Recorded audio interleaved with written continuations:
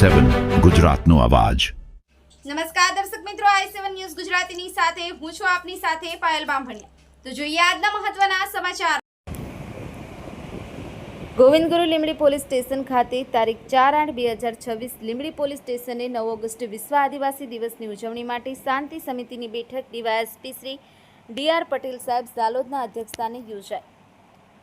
મળતી માહિતી મુજબ 9 ઓગસ્ટના દિવસે આદિવાસી દિવસની ઉજવણી કરવામાં આવશે, જેમાં આદિવાસી સમાજના તમામ આજુબાજુના આગેવાનો સરપંચો જોડાઈ, જેમાં નીચે પ્રમાણે ચર્ચા કરવામાં આવી હતી અને તેનું પાલન કરવા સૂચના આપી હતી।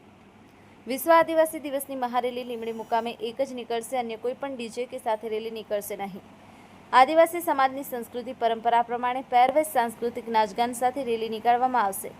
રેલીમાં કોઈ પણ પ્રકારના હથિયાર જેવા કે ચેન, ચક્કર, ધારિયા, તલવાર લઈને આવવું નહીં।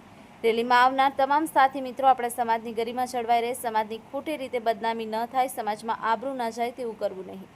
જો કોઈ અન્ય ગામોમાંથી ગોવિંદગુરુ લીંબડી તાલુકાના મુખ્ય સ્થળ લીંબડી મુકામે અન્ય ડીજે સાથે રેલી લઈને આવશે તો તેઓને ડીજે નહીં લાવવું અને સામૂહિક રેલીમાં જોડાવા વિનંતી કરવામાં આવી છે।